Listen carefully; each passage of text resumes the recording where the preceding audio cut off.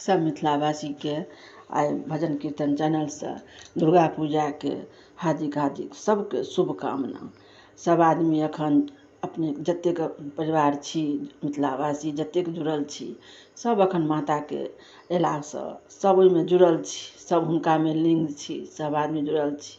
अहिना माता रानी सबके रक्षा करथिन, सब आदमी हमेशा हुनका से जुड़ल रहब। आइ हम एगो अहाँ सबके सर्वकामना सिद्ध प्रार्थना सुना रहल छी, जरूर सुनै जेबै। मैया हरेक काज के सिद्ध प्रार्थना करै छथिन माता, तो वएह हुनका से प्रार्थना कऽ रहल छियनि, तऽ हरेक काज सिद्ध करथिन। तऽ जरूर अहूँ सबके नीक लागत, जरूर सुनै जेबै।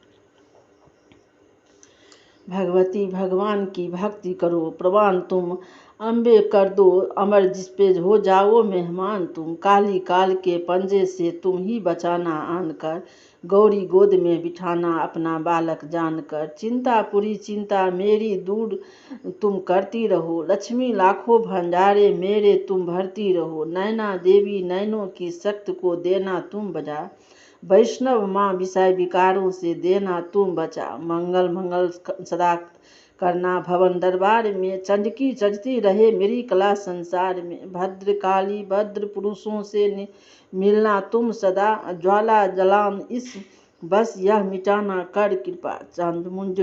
चामुंडा तुम दास पे अपनी दया दृष्टि रखो, माता मान इज्जत से सुख संपत्ति से भंडार भरो। जय मैया, जय दुर्गा महारानी की जय। सर्वकामना सिद्ध प्रार्थना छी जे कोनो पाठ पूजा कोनो किछु करऽ लागब तऽ सबसे पहिले माता के ई सर्वकामना सिद्ध प्रार्थना कऽ लेब। माता एहि पर हमेशा अपन भक्त पर तैयार रहै छथिन। जय मिथिलावासी, जय। सबके नीक लागत, जरूर सुनै जेबै।